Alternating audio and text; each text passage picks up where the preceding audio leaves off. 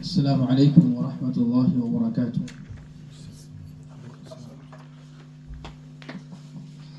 الحمد لله رب العالمين، والصلاة والسلام على سيدنا محمد وعلى آله وصحبه أجمعين، أما بعد.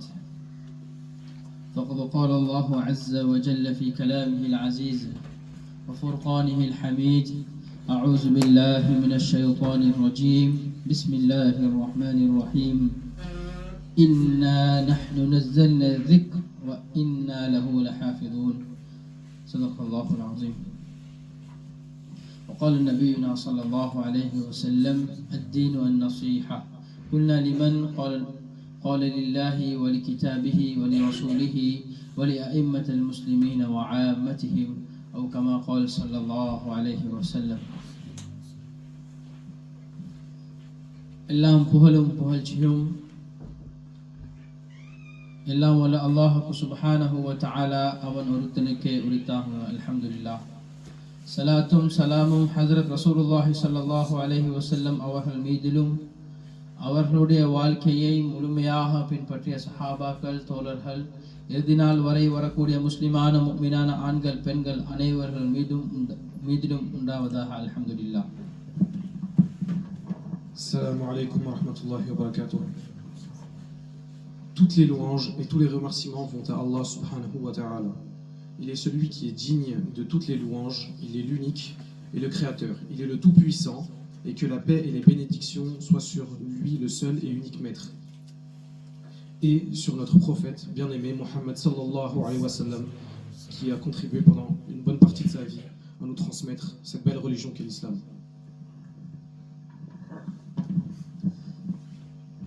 கண்ணியத்துக்குரிய மேலான பெரியோர்களே, சகோதரர்களே, சகோதரிகளே, தாய்மார்களே, அல்ஹம்துலில்லாஹ், அல்லாஹுடைய கிருபையினால மீண்டும் ஒரு மாதத்தில் மீண்டும் ஒரு முறை அல்லாஹை பற்றி, அல்லாஹுடைய குர்ஆனை பற்றி பேசுவதற்குண்டான ஒரு சந்தர்ப்பத்தை தந்தான். அல்ஹம்துலில்லாஹ். கண்ணியமான சகோதரர்களே, சகோதரிகளே, நம்மளுடைய இஸ்லாம் மிகவும் ஒரு லேசானதாகவும் பிராக்டிஸ் பண்ணுறதுக்கு மிகவும் எளிதானதாகவும், இது அல்லாஹ் சுப்ஹானஹு வ தஆலாவினால் இறக்கப்பட்ட ஒரு ஒரு ஒரு தீனாக இருக்கக்கூடியதாக இருக்குது. அல்லாஹ்வுக்கு சுப்ஹானஹு வ தஆலா நமக்கு பல விடயங்கள் படித்து கொடுப்பதற்காக வேண்டி அல்லாஹ்வுக்கு சுப்ஹானஹு வ தஆலா ரசூலுல்லாஹின் மூலமாக இந்த திருக்குர்ஆனை அல்லாஹ்வுக்கு சுப்ஹானஹு வ தஆலா எங்களுக்கு இறக்கினான். இந்த குர்ஆன் மிகவும் கண்ணியமான ஒரு குர்ஆன். இந்த குர்ஆன் ஒரு யூனிக்கான அல்லாஹுடைய ரிவலேஷன் இருக்கக்கூடிய இந்த குர்ஆனாக இருக்குது. கண்ணியமான சகோதரர்களே, முதலாக இன்றைக்கு ஆரம்பிக்கக்கூடிய நேரத்தில் ஒரு முக்கியமான குர்ஆனுடைய ஒரு வசனத்தை ஓதி ஆரம்பிப்போமே நினைக்கின்றேன். அதுதான் பக்ரால வரக்கூடிய ஆயத்: இன்னல்லாஹ லா யஸ்தஹி அன் யضرب مثلا ما بعوضة فما فوقها. இந்த ஆயத்துல கடைசியாக அல்லாஹ் சுப்ஹானஹு வ தஆலா தெளிவுபடுத்துகின்றான்: யுதில்லு பிஹி கஸீரன் வ யஹ்தி பிஹி கஸீரா வ மா யுதில்லு பிஹி இல்லா அல் ஃபாஸிகீன். இந்த குர்ஆனின் மூலம் அல்லாஹ் சுப்ஹானஹு வ தஆலா பல பேருக்கு அல்லாஹ் ஹிதாயத்தை வச்சிருக்கிறான். அதிகமான மக்கள் ஹிதாயத் பெற போறாங்க. வயஹ்தி பிஹி கஸீரா, அதுல அதிகமான மக்கள் அவங்க வழிகேட்ல போறாங்க. வமா யுதில்லு பிஹி இல்லா அல் ஃபாஸிகீன். யாரு நஷ்டவாளர்கள் சொன்னா, அவங்க இந்த குர்ஆனின் மூலம் வழிகேட்டுக்கு யாரு போறாங்களோ இவர்கள் நஷ்டவாளர்கள் என்று குர்ஆன் அல்லாஹ் சுப்ஹானஹு வ தஆலா தெளிவுபடுத்துகிறார்கள். கண்ணியமான சகோதரர்களே, இந்த குர்ஆனுடைய அற்புதத்தை விளங்குவதற்காக வேண்டி நாம் பார்ப்போம் என்று சொன்னால், ஹஜ்ரத் தாவூத் அலைஹிஸ்ஸலாத்து வஸ்ஸலாம் அவர்களுக்கு வந்த ஜபூருடைய வேதம் இது ஹஜ்ரத் தாவூத் அலைஹிஸ்ஸலாத்து வஸ்ஸலாம் அவங்களுக்கு இறங்கிச்சு. ஆனால் அந்த ஜபூருடைய வேதம் பாதுகாக்கப்படல. ஹஜ்ரத் தாவூத் அலைஹிஸ்ஸலாத்துடைய மறைவுக்கு பின்னால பாதுகாக்கப்படல. அந்த நேரத்துல தாவூத் அலைஹிஸ்ஸலாம் அவங்க மறைவுக்கு பின்னால அந்த காலத்துல இருந்த சில அறிஞர்கள், சில பொயட்டிக் செய்யக்கூடிய சில அறிஞர்கள் அவர்களுடைய அந்த பொயம் அந்த அந்த குர்ஆனோட இணைக்கப்பட்டதுனால அந்த தாவூத் அலைஹிஸ்ஸலாமுடைய ஜபூருடைய வேதத்துடைய அந்த உச்சத்தன்மை அது குறையக்கூடியதாக இருக்குது. இரண்டாவதாக ஹஜ்ரத் மூசா அலைஹிஸ்ஸலாத்து வஸ்ஸலாம் எங்கட தௌராத்துடைய வேதம், அந்த தௌராத்துடைய வேதம் அது மஸ்ஜிதுல் அக்ஸால ஜெருசலம்ல இருக்கக்கூடிய ஒரு கிதாபாக இருந்துச்சு, ஒரு புத்தகம் வேகம். ஆனா அந்த புத்தகம் பலவேல எழுதின ஒரு சில ஸ்கிரிப்டாக இருந்துச்சு. கண்ணியமான சகோதரர்களே, இது பெரிய ஒரு சம்பவம். எங்களுக்கு தெரியும், புக்த நசர் சொல்லக்கூடிய ஒரு கொடூரமான ஒரு அரசன் இருந்தால், அந்த நேரத்துல மஸ்ஜிதுல் அக்ஸாவின் பக்கம் நடந்த அந்த தாக்கத்தினால அந்த பள்ளி சில பகுதிகள் பத்திரனால தௌராத்துடைய வேதத்தின் சில ஸ்கிரிப்ட்களும் பத்திருச்சு. அதனால மூசா அலைஹிஸ்ஸலாம் தௌராத்தும் கூட பாதுகாக்க கிடைக்கவில்லை. கடைசியாக பார்த்தோம்னு சொன்னா இன்ஜீல், அது ஈசா அலைஹிஸ்ஸலாத்துக்கு வந்த ஒரு வேதமாக இருக்குது. இந்த இன்ஜீலும் பாதுகாக்கப்படல. இது கிறிஸ்டியன்ஸ் மிச்சம் எடுக்கக்கூடிய இந்த மதம் தான் இது இன்ஜீலுடைய அந்த வேதம். அப்ப அந்த அடிப்படையில் அவர்களுடைய அல்லாஹ்வுக்கு சுப்ஹானஹு வ தஆலா ஈசா அலைஹிஸ்ஸலாத்தை வானத்துக்கு உயர்த்தினதுக்கு பின்னால இந்த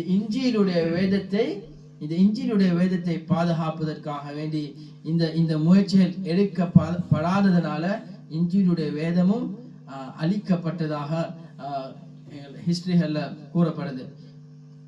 அதனால இன்ஷா அல்லாஹ் எங்களுடைய குர்ஆனை பற்றி தெரிந்து கொள்வதற்காக வேண்டி இன்ஷா அல்லாஹ் நான் கொஞ்சம் ஆவலோட ஆசையோட ஆர்வத்தோட இருக்கக்கூடிய நேரத்துல இன்ஷா அல்லாஹ் அந்த குர்ஆனுடைய பொறுமதி எங்களுடைய உள்ளத்துக்கு வாரத்துக்கு காரணமாக இருக்கும் இன்ஷா அல்லாஹ்.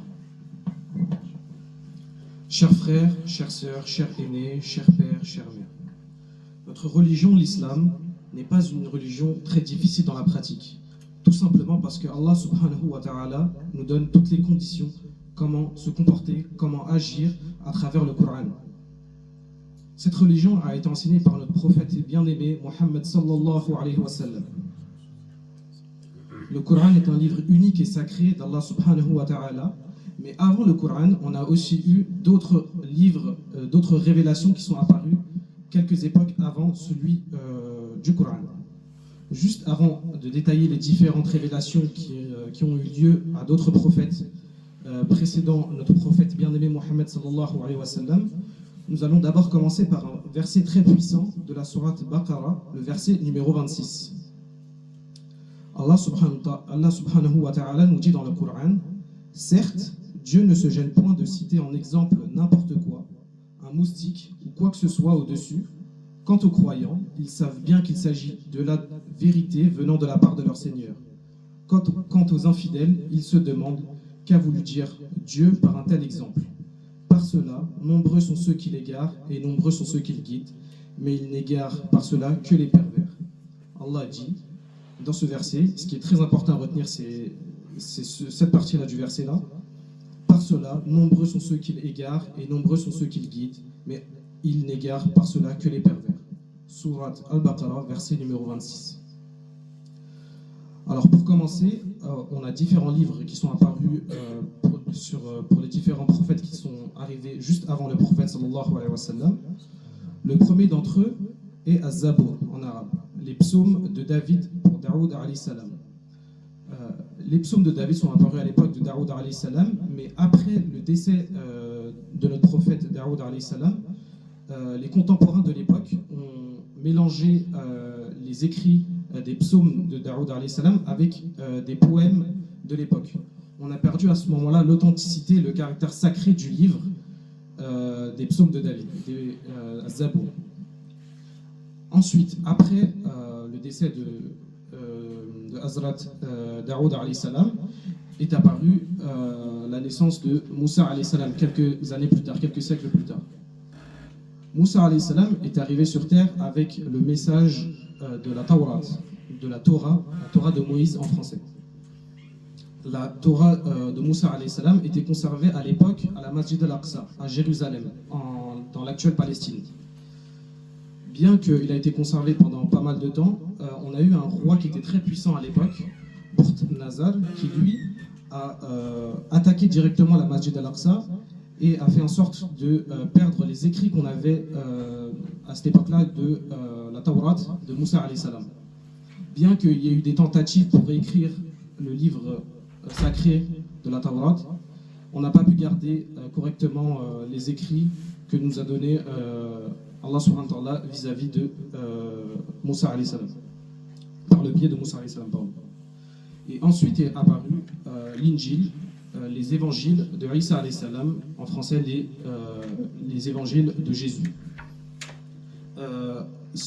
Les évangiles de Isa alayhi salam sont apparus juste après que Isa alayhi salam ait fait son ascension vers les cieux, et après son décès, enfin après être monté au ciel, justement, on a perdu le caractère authentique du livre de Isa alayhi salam, tout comme ceux qui ont précédé l'Injil, ce qui fait qu'on a mêlé avec pas mal d'écrits d'êtres humains, ce qui fait que c'est plus le caractère sacré et la parole de notre bien-aimé Allah subhanahu wa ta'ala.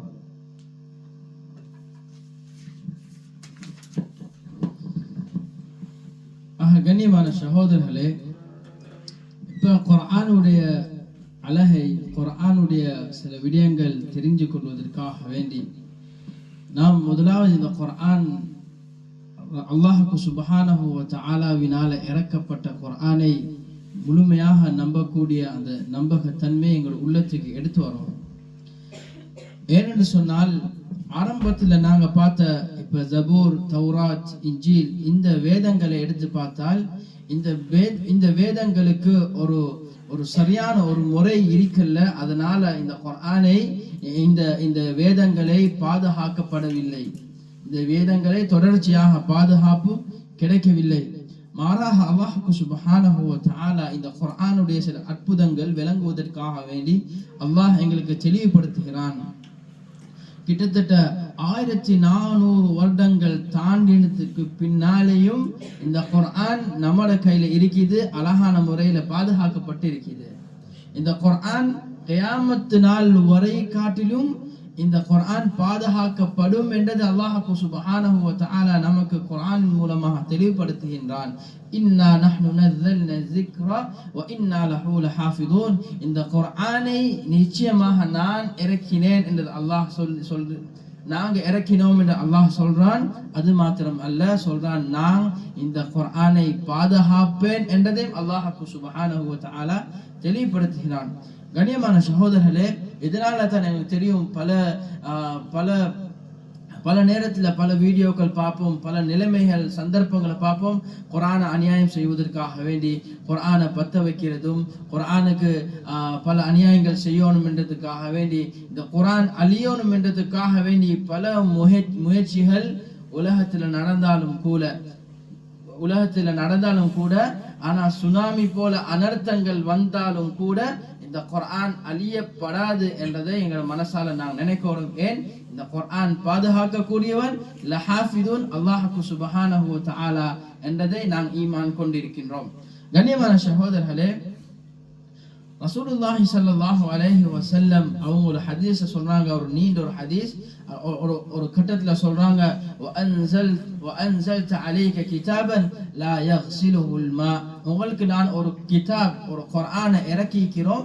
எப்படிப்பட்ட குர்ஆன் என்றா அது தண்ணீர் மூலமாக அது அழிக்க இயலாது என்றதை அந்த ஹதீஸ்ல ரசூலுல்லாஹி ஸல்லல்லாஹு அலைஹி வஸல்லம் அவங்க தெளிவுபடுத்துறாங்க. ஏன் அப்படி ரசூலுல்லாஹ் தெளிவுபடுத்தினாங்கன்னா, அல்லாஹ் நேரத்தோடு எங்களுக்கு விளங்கப்படுத்தினான் இந்த விடயம். ஏன்?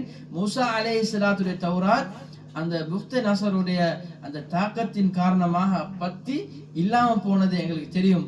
ஆனா இந்த நேரத்தில் அல்லாஹ் சுப்ஹானஹு வ தஆலாட ப்ராமிஸ் என்ன? லஹாஃபிதூன், நான் இந்த குர்ஆனை பாதுகாப்பேன் என்றதை அல்லாஹ் எங்களுக்கு தெளிவுபடுத்துகிறான். கண்ணியமான சகோதரர்களே, இந்த அல்லாஹுடைய பாதுகாப்பு என்ற வரக்கூடிய நேரத்துல அல்லாஹ் இந்த குர்ஆனை எப்படி பாதுகாத்தான் என்றால், பல் ஹுவ குர்ஆனுன் மஜீத், இந்த கண்ணியமான குர்ஆன் ஃபீ லௌஹிம் மஹ்ஃபூத், லௌஹுல் மஹ்ஃபூத் சொல்லக்கூடிய இடத்துல அல்லாஹ் சுப்ஹானஹு வ தஆலா இந்த குர்ஆனை வைத்து அதை பாதுகாத்தான் என்றதை எங்களுக்கு தெளிவுபடுத்துகிறான் இந்த குர்ஆனின் மூலமாக. En conséquence, on doit aussi apprendre une leçon. Nos prédécesseurs, eux, n'ont pas pu préserver leur livre sacré. Nous, justement, il faut qu'on agisse différemment d'eux. Il faut justement avoir cet amour-là et un grandissement du Coran dans nos cœurs. Lorsqu'on regarde le Coran, il est apparu il y a 1400 ans, à l'époque du prophète sallallahu alayhi wa sallam. Depuis cette époque jusqu'à nos jours, le Coran est le même, est intact. À la lettre près, aux abar, aux pêches, à la kasra près, tout est intact. Et la même chose. Tout simplement parce que Allah subhanahu wa ta'ala nous a fait la promesse qu'il allait protéger le Coran. Que ce soit contre n'importe quelle personne ou catastrophe naturelle ou un groupe de personnes qui voudraient faire du mal au Coran. Nous, en tant que musulmans, nous devons avoir cet amour-là pour le Coran. Parce qu'on sait qu'Allah subhanahu wa ta'ala nous a fait la promesse. Il nous dit, en effet, c'est nous qui avons fait descendre le Coran et c'est nous qui en serons les gardiens. Dans la sourate 15, verset 9, sourate Al-Hijr. Allah nous fait la promesse. Mais nous, seulement, on ne doit pas s'attendre à ce que juste Allah fait la promesse, donc c'est bon. Il faut que nous-mêmes aussi on agisse. Il faut que nous-mêmes on ait cet amour-là du Coran dans nos cœurs. Allah il nous dit aussi dans le Coran, et je t'ai envoyé le livre qui ne peut être effacé par l'eau. Allah subhanahu wa ta'ala nous montre ici justement en comparaison avec l'histoire de Moussa alayhi salam que justement Allah subhanahu wa ta'ala protège le Coran contre toute catastrophe naturelle. Et enfin Allah subhanahu wa ta'ala nous montre à quel point il protège le Coran dans un autre verset. Il dit, mais il s'agit d'un Coran honoré dans une ardoise préservée. C'est-à-dire que le Coran est tellement important qu'il le préserve dans un endroit spécial. கண்ணியமான பெரியார்களே சகோதரர்களே, ஆரம்பத்தில் சொன்னது மாதிரி லவ்ஹுல் மஹ்ஃபூத்ல குர்ஆன் அல்லாஹ் சுப்ஹானஹு வ தஆலா இறக்கினதுக்கு பின்னால பைத்துல் இஸ்ஸா என்று சொல்லக்கூடிய அந்த இடத்துக்கு அல்லாஹ் சுப்ஹானஹு வ தஆலா இந்த குர்ஆனை இறக்குறான். அப்ப பைத்துல் இஸ்ஸா என்றால் சரியா மக்காக்கு மேல நேர வானத்துக்கு மேல இருக்கக்கூடிய அந்த வீடு தான் பைத்துல் இஸ்ஸா சொல்லக்கூடிய இந்த வீடுக்கு அல்லாஹ் சுப்ஹானஹு வ தஆலா குர்ஆனை முழுமையாக இறக்கிறான். அந்த முழுமையான இறக்கின நேரம் அது நோன்புடைய மாசம் என்ற நிறைய ஹதீஸ்கள்ல வரக்கூடியதாக இருக்குது. அது இல்லாம எங்களுக்கு தெரிந்த விஷயம் என்ன, ஷஹ்ரு ரமதான் அல்லதி உன்சில ஃபீஹில் குர்ஆன், ரமதானுடைய மாதத்தில் அல்லாஹ் சுப்ஹானஹு வ தஆலா குர்ஆனை மனிதர்களுக்கு ஹிதாயத்துக்காக வேண்டி அல்லாஹ் சுப்ஹானஹு வ தஆலா இறக்கினான் என்றதை எங்களுக்கு குர்ஆன்ல அல்லாஹ் சுப்ஹானஹு வ தஆலா தெளிவுபடுத்துகிறார்கள். கண்ணியமான சகோதரர்களே, அந்த பைத்துல் இஸ்ஸால இருந்து 23 வருடங்களாக ஒவ்வொரு குர்ஆன் ஆயத்துகள் தேவையான நிலைமைக்கு தேவையான விடயங்களை ரசூலுல்லாஹி ஸல்லல்லாஹு அலைஹி வஸல்லம் அவர்களுக்கு அல்லாஹ் சுப்ஹானஹு வ தஆலா இறக்கி கொண்டே ஒவ்வொரு ஆயத்துகள் சூறாக்கள் இப்படி அல்லாஹ் சுப்ஹானஹு வ தஆலா இறக்கி கொண்டே இருந்தான். அப்ப இந்த குர்ஆனை இறக்குவதற்காக வேண்டி அல்லாஹ் சுப்ஹானஹு வ தஆலா பாவித்த மெசஞ்சர் யாரு? அது ஹஜ்ரத் ஜிப்ரீல் அலைஹி ஸலாத்து வஸ்ஸலாம். ஹஜ்ரத் ஜிப்ரீல் அலைஹி ஸலாத்து வஸ்ஸலாம் அவர்கள் ரசூலுல்லாஹ்க்கு இந்த குர்ஆனை இறக்கி ஒவ்வொரு தடவையும் வந்து கொடுக்கக்கூடியதாக இருந்துச்சு. அப்ப இமாம் சுயூத்தி இமாம் ஷஅபி ரஹ்மத்துல்லாஹி அலைஹி போல பெரிய தஃப்சீர் வல்லுநர்கள் என்ன சொல்றார்கள் என்றால், இந்த குர்ஆன் முதலாவதாக இறங்கின இரவு அது லைலத்துல் கதருடைய இரவு என்று இமாம் சுயூத்தி இமாம் ஷஅபி ரஹ்மத்துல்லாஹி அலைஹி அவங்க கிதாப்ல எழுதிக்கிறாங்க. கண்ணியமான சகோதரர்களே, அப்ப ரசூலுல்லாஹி ஸல்லல்லாஹு அலைஹி வஸல்லம் அவர்களுடைய எந்த வயதுல அவங்களுக்கு குர்ஆன் இறக்கப்பட்டுச்சு? 40வது வயசுல ரசூலுல்லாஹி ஸல்லல்லாஹு அலைஹி வஸல்லம் அவர்களுக்கு முதலாவது குர்ஆனுடைய ஆயத் இறக்கப்படக்கூடிய இடம் அது கார் ஹிரா. அந்த ஹிரா சொல்லக்கூடிய அந்த குகையில அந்த குர்ஆன் ஆயத் இறங்கப்படுது. அந்த குர்ஆன் அந்த கார் ஹிரா ஈகக்கூடிய இடம் என்ன? எல்லாரும் எல்லாம் இன்ஷா அல்லாஹ் கவனிச்சு கொண்டே இருங்க. இன்ஷா அல்லாஹ் கடைசி கேள்விகள் கேட்கப்படும் இன்ஷா அல்லாஹ். கடைசி நேரத்துல அந்த கார் ஹிரா எங்க இருக்குது? அது ஜபலுன் நூர் சொல்லக்கூடிய அது மக்காக்கு வெளியால இருக்கக்கூடிய ஒரு பெரிய மலை, அதுல தான் கார் ஹிரா இருக்கக்கூடியதாக இருக்குது. கண்ணியமான சகோதரர்களே, பெரியார்களே, சகோதரிகளே, நாம் இந்த குர்ஆனை கொஞ்சம் எடுத்து சிந்திச்சு பார்த்தோம்னு சொன்னால் குர்ஆனுடைய பாஷாவை இந்த உலகம் பூரா இருக்கக்கூடிய மக்கள் யாராக இருந்தாலும் அது ஆப்பிரிக்கனாக இருக்கேலும், அது அரபாக இருக்கேலும், அது யூரோப்பியனாக இருக்கேலும், ஏசியனாக இருக்கேலும், யாராக இருந்தாலும் இந்த குர்ஆன் ஓதுவதின் ஸ்டைல் ஒரே மாதிரி தான் இருக்கும். அந்த குர்ஆன்ல எந்த ஒரு மாற்றமும் இருக்காது. வேணுமென்றா உச்சரிப்புல பிழை இருக்குமே தவிர அந்த குர்ஆன் ஓதல்ல எந்த ஒரு மாற்றமும் இருக்காது என்றதை நாம் தெளிவாக விளங்கிக் கொள்ளணும். இதுக்கு உதாரணமாக பார்த்தோம்னு சொன்னா, உலகத்துல ஏராளமான லாங்குவேஜ் இருக்குது.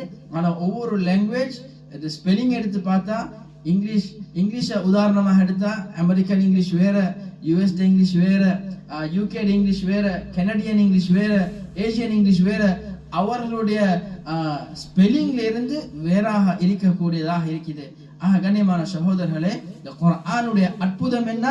இந்த குர்ஆனுடைய அற்புதம் அல்லாஹ் சுப்ஹானஹு வ தஆலா எந்த சாராராக இருந்தாலும், வெள்ளையாக இருந்தாலும், கருப்பாக இருந்தாலும், சிறியவராக இருந்தாலும், பெரியவராக இருந்தாலும், அல்லாஹ் இந்த குர்ஆனை அதே மாதிரி அல்லாஹ் சுப்ஹானஹு வ தஆலா எங்களுக்கு தந்து பாதுகாக்கக்கூடியதாக இருக்குது.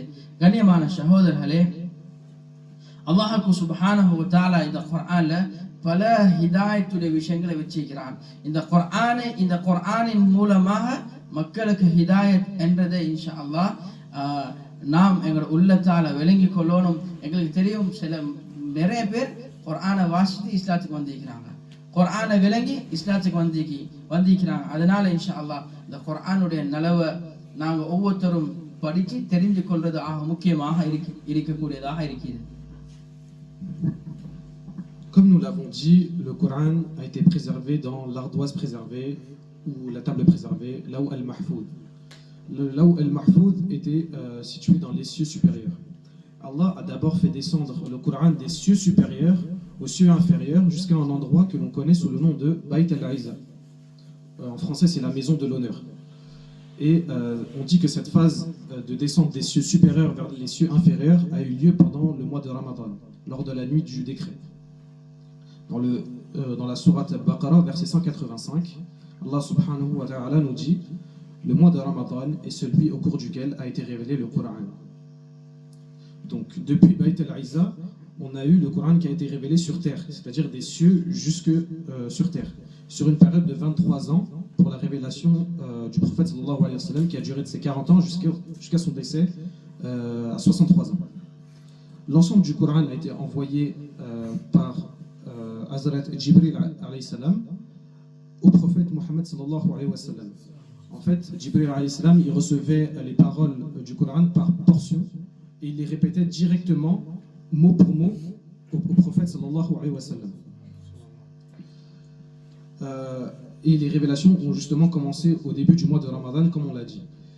Des savants tels que Suyuti et l'imam Al-Sha'bi mentionnent que les premières révélations qui ont eu lieu au prophète sallallahu alayhi wa sallam de la part de Hazrat Jibril alayhi salam ont eu lieu lors de Laylatul Qadr, la nuit du destin,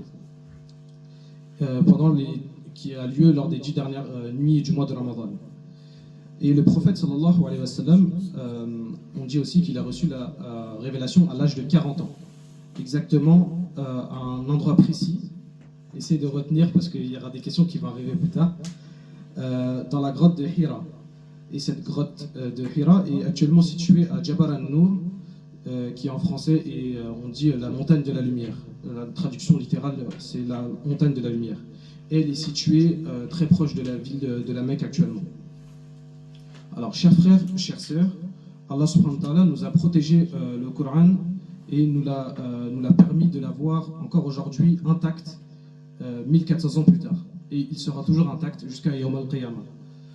Aujourd'hui, on peut venir d'Afrique, d'Asie, de n'importe quel endroit sur Terre, le Coran sera le même pour nous tous. On peut avoir des prononciations différentes, on peut voir dans certaines langues comme l'anglais, où les Britanniques, les Américains, les Asiatiques ou les Australiens, on va tous avoir un accent différent. Lorsqu'on va parler, on ne va pas forcément se comprendre.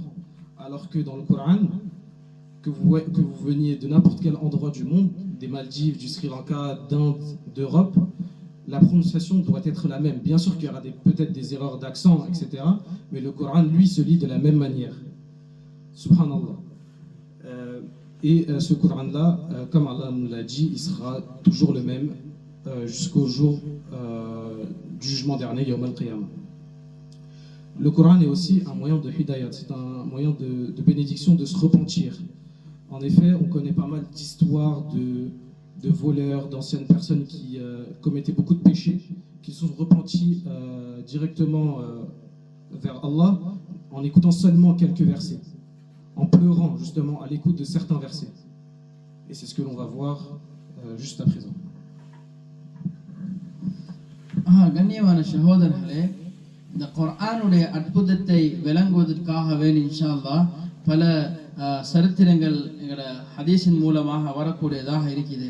இந்த குர்ஆன் எப்படிப்பட்ட ஹிதாயத் என்றா, யாருக்கு ஹிதாயத் கிடைக்கும் என்றா, அது கல்லனாக இருந்தால் அவர்களுக்கும் இந்த ஹிதாயத் இருக்குது. இந்த ஹிதாயத் இன்னும் எப்படி கிடைக்கும்னு சொன்னா, அது கொலைக்காரனா இருந்தாலும் அவருக்கு ஹிதாயத் கிடைக்கும். அது ஒரு முஸ்லீம் இல்லாத ஒரு ஃபாதரியாக இருந்தாலும், அது ஹிந்து மதத்தை சேர்ந்த ஒரு பெரிய ஒரு ஆலிமாக இருந்தாலும், இவர்களுக்கும் இந்த குர்ஆனின் மூலம் ஹிதாயத் இருக்குது என்றதை நாங்கள் தெளிவாக விளங்கிக் கொள்ளணும். எங்களுக்கு தெரியும், முதலாவது ஹிஜ்ரத் இஸ்லாத்துல நடந்த முதலாவது ஹிஜ்ரத் அந்த அபிசீனியாவுக்கு போன ஹிஜ்ரத். அப்ப ரசூலுல்லாஹி ஸல்லல்லாஹு அலைஹி வஸல்லம் மக்கால இருந்த சில கஷ்டமான காலம், அந்த நேரத்துல சொன்னாங்க, நீங்க அபிசீனியாவுக்கு ஹிஜ்ரத் போங்கன்னு சொல்லி சில சஹாபாக்கள் அனுப்புறாங்க. அனுப்பக்கூடிய நேரத்துல ஜாஃபர் இப்னு அபி தாலிப் ரலியல்லாஹு தஆலா அன்ஹு அவங்க தான் அந்த போகக்கூடிய அந்த குரூப்புக்கு, அந்த குழுக்கு அவங்க தான் அமீராக போறாங்க. கண்ணியமான சகோதரர்களே, ரசூலுல்லாஹ் அந்த அபிசீனியாக்கு அனுப்பின செய்தி கேள்விப்பட்டதுக்கு பின்னால குறைஷிகள்ல இன்னும் ஒரு கூட்டம் அந்த அபிசீனியாக்கு நேரத்தோட, ஹபஷான்னு சொல்லுவாங்க அந்த காலத்துல, நேரத்தோட பேய்த்து அந்த அபிசீனியாவுடைய அந்த கிங் அவங்கள பார்த்து சொல்றாங்க, இப்படி ஒரு கூட்டம் வரப்போது, இந்த கூட்டத்தை நீங்க உங்களோட ஊருக்கு எடுக்க வானம் என்றதை அந்த கூட்டம் வந்து சொல்றாங்க. அப்ப ஹதரத் ஜாஃபர் இப்னு அபி தாலிப் ரலியல்லாஹு தஆலா அன்ஹு அவங்களோட ஜமாத், அவங்களோட குரூப் போனதுக்கு பின்னால அந்த ஹபஷால இருக்கக்கூடிய, அபிசீனியால இருக்கக்கூடிய அந்த மன்னருடைய பேர் நஜ்ஜாஷி.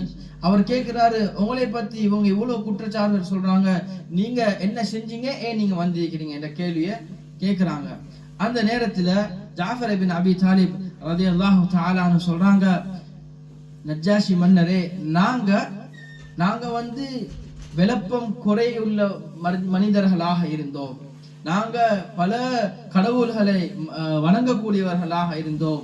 எங்களுடைய குணங்கள் மிகவும் கெட்டதாக இருந்துச்சு. நாங்க செத்த உடம்புகளையும் சாப்பிடக்கூடியவர்களாக இருந்தோம்.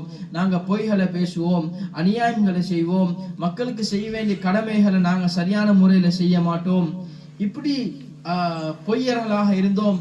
இப்படி பல விடயங்கள் ஜாஃபர் இப்னு அபி தாலிப் ரலியல்லாஹு தஆலா சொல்லிட்டு சொல்றாங்க, இப்படி எல்லாம் செஞ்சு கொண்டு இருந்த எங்களுக்கு எங்கள் மத்தியிலே ஒரு சகோதரர், ஒரு நபி வந்தாங்க. இவர் சொன்னாரு, இந்த மாதிரி கெட்ட விஷயங்களை சொல்ல வேணாம், நீங்க அல்லாஹ்வை நம்புங்க, என்னைய ரசூலுல்லாஹ் நீங்க நம்புங்க, இப்படி மக்களுக்கு அநியாயம் செய்ய வேணாம், ஹராம் ஹலால் நல்லது கெட்டது எங்களுக்கு படிச்சு தந்தாரு. அவர் படிச்சு தந்ததை நாங்க ஏற்றுக்கொண்டோம்னு சொல்றாங்க. அப்ப சொன்னாங்க, அவர் படிச்சு தந்தது நீங்க ஏற்றுக்கொண்டதுக்கு அவங்களுக்கு என்ன கிடைச்சிச்சு? அங்க படிச்சு கொண்டது ஏற்றுக்கொண்டதுக்காக வேண்டி மக்கால கிடைச்ச ஒரே விஷயம் என்ன? அவங்களுக்கு கஷ்டம் தான் கொடுத்தாங்க, அடிச்சார்கள், பல அநியாயங்கள் செஞ்சாங்க. அதனாலதான் ஹிஜ்ரத் செஞ்சு அபிசீனியாக்கு வந்தோம், நீங்க எங்களுக்கு விடம் தருவீங்க என்றதை நம்பி என்றது சொல்றாங்க. கண்ணியமான சகோதரர்களே, அப்ப அந்த நஜ்ஜாஷி மன்னர் கேட்கிறாங்க, அப்ப அந்த ரசூலுல்லாஹ் சொல்லக்கூடிய விடயங்கள் உங்கள்ட்ட இருக்குதா? ரசூலுல்லாஹ் சொல்லக்கூடிய விடயங்கள் ஏதாவது உங்கள்ட்ட இருக்குதா? அவங்க சொல்றாங்க, எனக்கு இது இருக்குது என்று அவங்க சூரத்துல் மரியம் ஆரம்பிக்கிறாங்க. காஃப் ஹா யா ஐன் சாத் என்ற அந்த சில அத்தியாயங்கள் ஓதுறாங்க. சொல்றாங்க, நஜ்ஜாஷி மன்னன் இதை கேட்டுட்டு அவரோடு இருக்கக்கூடிய மினிஸ்டர்ஸ் எல்லாம் இந்த குர்ஆனுடைய வசனத்தை கேட்டுட்டு முழு பேரும் கண்ணீரால அழுகுறாங்க. அவங்க அழுதுட்டு சொல்றாங்க, இது நிச்சயமாக ஹஜ்ரத் மூசா அலைஹிஸ்ஸலாத்து வஸ்ஸலாம் அவர்கள் சொன்னது போல இது வந்திருக்குது, இது உண்மை என்றதை அவங்க விளங்கிக் கொள்றாங்க. அவர்கள் எல்லாரும் இஸ்லாத்துக்கு வராங்க. கண்ணியமான சகோதரர்களே, சில குர்ஆனுடைய அத்தியாயங்களை கொண்டு அந்த பெரிய நஜ்ஜாஷி சொல்லக்கூடிய மன்னருக்கு அல்லாஹ் சுப்ஹானஹு வ தஆலா ஹிதாயத் கொடுக்கக்கூடியதை நாங்கள் இங்கு தெளிவுபடுத்துகிறது. Comme on l'a dit, le Coran est un moyen de hidayat qui permet à de nombreuses personnes qui étaient dans des mauvaises actions de pouvoir embrasser l'islam et de pouvoir découvrir la vérité. On va parler ici d'une histoire qui a eu lieu à l'époque du prophète sallallahu alayhi wa sallam. À une époque, le prophète sallallahu alayhi wa sallam a envoyé un groupe de sahaba en Abyssinie. En Abyssinie, c'est l'actuelle Éthiopie de nos jours, pour faire une hijra. À cette époque-là, on avait un petit groupe qui était allé justement en Abyssinie, et dans ce groupe-là, l'émir, le chef du groupe, c'était Jafar bin Abu Talib, qui était l'émir du groupe. Il devait aller justement en Abyssinie. Mais juste avant d'aller en Abyssinie, on avait un groupe des Quraysh qui, eux, avaient entendu et avaient eu l'information comme quoi un groupe des Sahaba allait aller en Abyssinie. Ils ont donc envoyé un petit groupe d'entre eux directement en Abyssinie pour prévenir le roi Najashi, qui était le roi à l'époque d'Abyssinie, pour ne pas les accepter, pour ne pas qu'eux-mêmes puissent écouter la parole du prophète sallallahu alayhi wa sallam, pour accepter l'islam. À l'arrivée, Jafar ibn Abu Talib était directement questionné par Najashi, et on lui demanda directement: ces gens se plaignent de vous, expliquez-nous pourquoi justement on se plaint de vous. C'était les Quraysh qui avaient expliqué à Najashi de ne pas écouter les dires qu'ils allaient justement s'adresser à eux. Il s'est donc adressé directement à Najashi et lui a expliqué qu'à une époque, eux, ils n'écoutaient pas du tout ce qu'on leur disait, qu'ils étaient dans l'ignorance, dans la barbarie. Ils arrivaient même que des fois, ils mangeaient leurs morts, ils étaient dans l'idolâtrie, ils n'étaient pas du tout dans l'unicité de Dieu. Ils expliquent ensuite qu'une personne qu'ils connaissaient, en l'occurrence le prophète sallallahu alayhi wa sallam, qui est parvenu et qui le connaissait, a expliqué la véracité, l'honnêteté, la prière, le tawhid, c'est-à-dire l'unicité d'Allah, et il leur a appris de ne pas associer Allah à autrui. Il leur a montré qu'il ne faut pas aimer les idoles, qu'il faut dire toujours la vérité, de protéger ses enfants, de protéger ses femmes, de ne pas mentir. En fait, il leur a appris tout simplement ce qu'était l'islam. Il leur a appris aussi la charité et de pratiquer aussi le jeûne. Après, le roi Najashi se posa la question justement: mais est-ce que tu as une parole de cette personne-là, du prophète sallallahu alayhi wa sallam? Est-ce que tu peux me donner quelque chose que je peux comprendre? De mémoire, Jafar ibn Talib lui récita des versets de la sourate Maryam. À la seconde, juste après avoir récité des versets de la sourate Maryam, Najashi et ses évêques et autres personnes de son gouvernement qui étaient proches de lui, juste à côté, l'ont entendu et sont mis à pleurer. À pleurer tellement qu'on dit même que leur barbe était mouillée. Subhanallah. On dit justement que leur barbe était mouillée. Ils étaient tellement pris par l'émotion qu'ils ont dit, je cite: en vérité, ce qui vient de Moussa, de Moïse, est sorti de la même lampe. Vous êtes libérés. Par Allah, je ne le livrerai jamais aux Quraysh. À ce moment-là, le roi Najashi, qui était le roi d'Abyssinie, a embrassé et accepté l'islam avec quelques versets de la sourate Maryam récités par Jafar bin Abu Talib. கண்ணியமான சகோதரர்களே, இன்னொரு ரசூலுல்லாஹுடைய காலத்தில் இன்னொரு ஒரு மனிதர் இருந்தார். அவருடைய பேர் துஃபைல் பின் அம்ர் இப்னு அத்-தௌசி. துஃபைல் இப்னு அம்ர் அத்-தௌசி அவங்க இஸ்லாத்துக்கு ஏற்றுக்கொண்டதுக்கு முன்னால இவர் ஒரு நல்ல ஒரு மனிதர். இவர் அவருடைய காலத்துல மக்களுக்கு சாப்பாடு குடிக்கக்கூடிய ஒரு நல்ல ஒரு மனிதர். அது இல்லாம அரபு லாங்குவேஜ்ல அவர் தேர்ச்சி பெற்றவர், ஒரு டேலண்டடான ஒரு அரபிக் லிட்ரேச்சர்ல.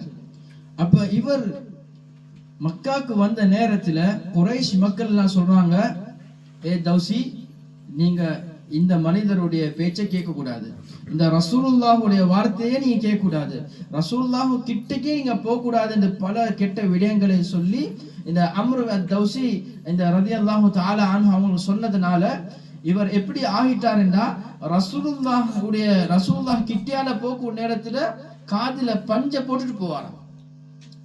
ரசூலுல்லாஹுடைய பேச்சு கேட்காம இருக்கிறதுக்கு காதுல பஞ்சு போட்டுட்டு போவார். அப்ப இந்த நேரத்துல அவர் கொஞ்சம் காலத்துக்கு பின்னால் யோசிச்சாரு, நான் அரபுல தேர்ச்சி பெற்றவர், எனக்கு அரபிக் லிட்ரேச்சர் நல்லவே தெரியும், இவருடைய வார்த்தைகள் கேட்டு பார்ப்போமே, இவர் உண்மைக்குமே இவராக சொல்றாரா இல்லாட்டி உண்மைக்குமே இது அரபுல ஏதாவது ஒரு வித்தியாசம் இருக்குதா என்றதை அவர் கேட்கணும் என்றதுக்காக வேண்டி காதுல பஞ்சு எடுத்து ஒரு நாள் போறாங்க. போக்கூடிய நேரத்துல ரசூலுல்லாஹ் ஓதின சில குர்ஆனுடைய ஆயத்துகள் காதுல படுது.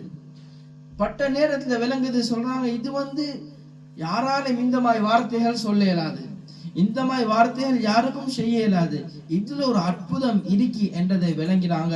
ரசூலுல்லாஹ் ஸல்லல்லாஹு அலைஹி வஸல்லம் அவருடைய பின்னால போயிட்டு ரசூலுல்லாஹோட பேசி இந்த குர்ஆனுடைய வசனங்களை படிச்சு கொள்றாங்க. அவங்க இஸ்லாத்துக்கு வராங்க. கண்ணியமான சகோதரர்களே, இந்த குர்ஆனை ஓதக்கூடிய நேரத்துல விளங்கி ஓதுறதுக்கு நாங்க முயற்சி எடுத்துக்கொண்டே இருக்க வேண்டும்.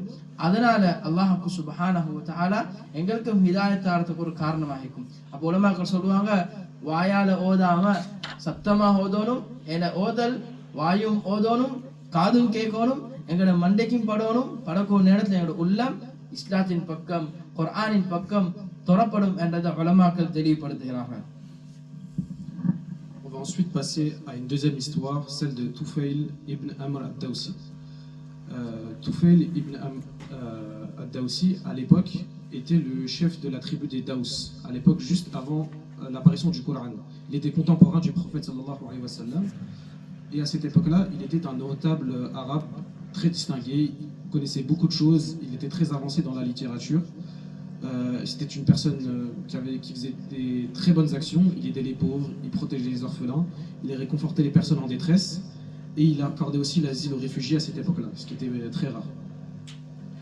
Et cette personne-là, à l'époque du prophète sallallahu alayhi wa sallam, lorsque le prophète a reçu la révélation, a reçu des informations de la part des Quraysh comme quoi il ne devait pas écouter le prophète sallallahu alayhi wa sallam prêcher. On lui disait ne l'écoute pas, ne regarde pas ce qu'il fait, ne regarde pas les gens qui le suivent. Il a tellement été embobiné par les Quraysh qu'il arrivait même que lorsqu'il entendait des paroles du prophète sallallahu alayhi wa sallam ou être proche de lui, qu'il mettait du coton dans ses oreilles directement pour être bouché et ne rien entendre. Subhanallah, c'est choquant de dire ça. Et après avoir attendu quelques mois, quelques moments plus tard, il s'est dit, moi qui ai étudié pas mal l'arabe, moi qui connais pas mal de choses, je me suis dit, je vais quand même écouter quelques paroles de ce monsieur qui est le prophète sallallahu alayhi wa sallam. Il a écouté les paroles du prophète sallallahu alayhi wa sallam, il était tellement choqué qu'il s'est dit que c'est pas possible, que c'est quelque chose d'extraordinaire. Et ensuite, petit à petit, il a continué à écouter, jusqu'à embrasser lui-même à son tour l'islam. Lui qui au début mettait quand même du coton dans ses oreilles pour ne pas écouter les paroles du prophète, qui ne s'approchait pas du tout du prophète sallallahu alayhi wa sallam. கண்ணியமான சகோதரர்களே, இது நாங்க பார்த்தது இது ரசூலுல்லாஹுடைய காலத்துல இதை பார்த்த ஒரு சம்பவம். இப்ப ஃபுதைல் இப்னு இயால் ரஹ்மத்துல்லாஹி அலைஹி சொல்லக்கூடிய ஒரு பெரிய ஒரு அறிஞர், பெரிய கிதாபுகள் எழுதிக்கக்கூடிய ஒரு மனிதர் ஃபுதைல் இப்னு இயால். ஆனா இவருடைய ஆரம்ப காலம் எங்களுக்கு ஒரு படிப்பினையாக இருக்குது. இவர் ஆரம்ப காலம் எப்படி என்றா, இவர் ஒரு கல்லன், இவர் ஒரு திருடர். எப்படிப்பட்ட திருடர் என்றா, ஹதீஸ் அந்த கிரந்தங்கள் எழுதி எப்படிப்பட்ட திருடர் என்றா, இவர் சொல்லித்தான் செய்வாராம். ஸோ இன்றைக்கு நான் ஒரு ஊருக்கு வாரன், 7 மினிட்டா எஸ்கேப் ஆகும், 7 மினிட்டா உங்களோட சாமானங்களை பாதுகாத்துக்கோங்க என்று சொல்ற அளவுக்கு ஒரு திருடர் ஃபுதைல் இப்னு இயால் ரஹ்மத்துல்லாஹி அலைஹி. இவரோட ஆரம்ப காலம். அப்ப இவர் ஒரு சொல்லி செய்யக்கூடிய ஒரு திருடராக இருந்தாங்க. கண்ணியமான சகோதரர், இவரோட காலம் தொடர்ச்சியாக போது இவர் திருடி கொண்டே இருக்கிறாங்க. அந்த கிரந்தங்கள்ல வருது, இவர் ஒரு பெண்ணின் பக்கம் இவர் ஆசைப்படுகிறார், ஒரு பெண்ணின் பக்கம் ஆசைப்படுகிறாரு. அதுக்கு பின்னால அந்த பெண்ணுடைய வீட்டுக்கே இவர் திருடுறதுக்கு போறார் ஒரு கட்டத்துல. அந்த நேரத்துல இவர் கூரையின் பக்கத்தால ஏறுறாரு, கூரைக்கு மேல ஏறாரு, இறங்குறதுக்காக ஏறாரு. அவர் சொன்னா, இந்த இரவையில யாரு முடிச்சிட்டு இருப்பாங்க, இந்த இரவையில என்னமோ ஒரு சத்தம் கேக்குது என்றதுக்காக வேண்டி அவர் காதை நல்ல நோக்கி கேட்கிறாரு. கேட்கக்கூடிய நேரத்துல சில குர்ஆனுடைய அத்தியாயங்கள் அந்த வீட்டுல ஓதப்படுது, குர்ஆனுடைய வசனங்கள் அந்த வீட்டுல ஓதப்படுது. அப்ப அந்த நேரத்துல அந்த குர்ஆன் அந்த வரக்கூடிய வசனம் அலம் யஅனில் லதீன ஆமனு அன் தஹ்ஷஅ குலூபுஹும் லிதிக்ரில்லாஹ், முஃமின்களுக்கு அல்லாஹ்வுடைய நினைவு வந்ததுக்கு பின்னாலே அவர்களுக்கு பயம் இல்லையா என்றது ஒரு குர்ஆன் ஆயத் வருது. கண்ணியமான சகோதரர்களே, அந்த கிரந்தல எப்படி எழுதிக்கு சொன்னா, அவர் அந்த குர்ஆன் ஆயத் கேட்ட உடனேயோ சத்தம் இல்லாம உள்ள இறங்கி அவருக்குள்ளால புலம்பிட்டு நடக்கினாராம். இப்படி சொன்னாரு, இறைவனே நேரம் வந்துட்டு, இறைவனே நேரம் வந்துட்டு, நான் விளங்கிட்டேன் என்று சொல்லி சொல்லி புலம்பிக் கொண்டு இருந்து அந்த வீட்டுல இருந்து கீழே இறங்கி அவரோட கூட்டத்தை பார்த்து சொன்னாராம், இதை கேளுங்க, நான் திருந்திட்டேன், நான் திருந்த போறேன், இந்த செயலை நான் நிப்பாட்ட போறேன், நான் திருட மாட்டேன், இதுக்கு போறோம், உங்களுக்கு விருப்பம் இல்ல நீங்க செய்யுங்க, நான் போறேன் என்றதை ஃபுதைல் இப்னு இயாத் ரஹ்மத்துல்லாஹி அலைஹி சொல்றாங்க. அந்த நேரம் சொல்றாங்க, நீங்க நிப்பாட்டிட்டீங்கன்னா நாங்களும் நிப்பாட்டுறோம் என்றது அந்த குரூப்பும் சொல்றாங்க. எல்லாரும் இந்த குர்ஆனை படிக்கிறாங்க, அவங்க நல்ல மக்களாக மாறுறாங்க. கண்ணியமான சகோதரர்களே, இதுதான் இந்த குர்ஆனுடைய அற்புதம். இந்த குர்ஆன் இது யாருக்கு அல்லாஹ் ஹிதாயத் கொடுப்பான் என்றதை எங்களுக்கு தெரியாது. இந்த குர்ஆனை ஹிதாயத் உடைய ஒரு குர்ஆன் என்றதை நாம எங்களோட மனசால விளங்கிட்டோம்னு சொன்னால் சில ஆயத்துகள் ஓதினாலே எங்களோட உள்ளங்கள் துறப்படுறதுக்கு ஒரு காரணமாக இருக்கும். Ensuite, nous allons passer à l'histoire de Fulayl ibn Iyal. À cette époque-là, Fulayl ibn Iyal était le chef des voleurs. Il était tellement fort qu'on dit qu'il prévenait même ses victimes en disant « Ce jour-là, je vais te voler ». Et il arrivait. Astaghfirullah. Fulayl ibn Iyal, à cette époque-là, il était tombé amoureux d'une femme. Il était tombé amoureux d'une femme et il s'est dit qu'il allait aller la rejoindre la nuit dans sa maison. Mais en ne passant pas directement par la porte d'entrée, mais en escaladant les murs. Et lorsqu'il était en train d'escalader les murs, à la tombée de la nuit, ce qui lui semblait bizarre d'entendre encore du bruit, il commença à rester sur le haut du mur et à écouter ce qu'il entendait. Il entendait des paroles du Coran. Et à cette écoute-là, il commençait à se poser des questions. Il dit, mais qu'est-ce que c'est? Et il tendait encore plus l'oreille et il écoutait le Coran. Et après, il était tellement tétanisé qu'il est redescendu directement du mur de la personne qui voulait voler. Et il s'est dit, oh, c'est maintenant mon Rabb, oh, c'est maintenant mon Rabb, c'est maintenant mon Dieu. Et il s'est dit que c'est fini tout ça. Tous ces vols, toutes les mauvaises actions qu'il avait fait, que c'était fini. Il était allé voir directement son groupe de voleurs. Il était allé leur dire, c'est fini maintenant, je ne commettrai plus aucun de ces crimes-là. J'ai changé, j'ai accepté l'islam.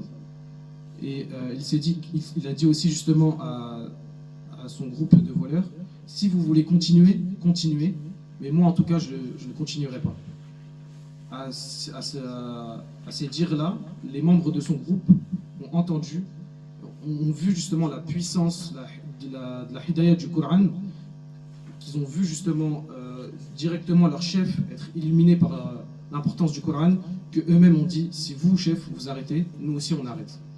Et là on voit justement, subhanallah, la puissance du Coran qu'Allah nous a donné, subhanallah. கண்ணியமான சகோதரர்களே, நாங்க பல சம்பவங்களை இப்ப பார்த்து கொண்டு இருக்கிறோம். குர்ஆன் அல்லாஹ் தெளிவுபடுத்துகிறார் எப்படி என்றா, வஇஸ்ஸரஃப்னா இலைக நஃபரும் மினல் ஜின். இந்த குர்ஆனை மனிதர்கள் மட்டுமல்ல ஹிதாயத் கொடுத்தாங்க அல்லாஹ்வுக்கு சுப்ஹானஹு வ தஆலா. குர்ஆன்ல வேற யாருக்கு ஹிதாயத் கொடுத்தான்டா, ஜின்களுக்கும் அல்லாஹ் ஹிதாயத் கொடுத்தான். குர்ஆன்ல அல்லாஹ் தெளிவுபடுத்துகிறான், சில ஜின்கள் ரசூலுல்லாஹ் ஓதுரையின் பக்கம் ரசூலுல்லாஹ் ஓதுறது சில ஜின்கள் கேட்டாங்க, கேட்ட உடனே நிப்பாட்டினாங்க, சொன்னாங்க இது ஒரு முக்கியமான ஒரு விடயம் ரசூலுல்லாஹ் கேக்குறாங்க. அவங்க சொன்னாங்க, காலு அன்சிது, நீங்க சத்தம் இல்லாம இந்த குர்ஆனை கேளுங்க. மலக்குமார்கள் ஜின்களுக்கு சொல்றாங்க நீங்க சத்தம் இல்லாம கேளுங்க. அவங்க சொன்னாங்க, நீங்க கேட்ட ஜின்கள் அவர்களோட கூட்டத்துக்கு எப்படி சொல்றாங்க, எப்படி ஒரு நபி வந்திருக்கிறாங்க, இவரோட குர்ஆனை நாங்க ஏற்றுக்கொள்ளணும், எங்களோட பாவங்கள் மன்னிப்பதற்காக வேண்டி இந்த குர்ஆனை ஓத ரசூலுல்லாஹ் நாங்க ஏற்றுக்கொள்ளணும் என்றதை ஜின்களும் ஹிதாயத் கிடைச்சது என்றதை குர்ஆன்ல அல்லாஹ் சுப்ஹானஹு வ தஆலா தெளிவுபடுத்துகிறார்கள்.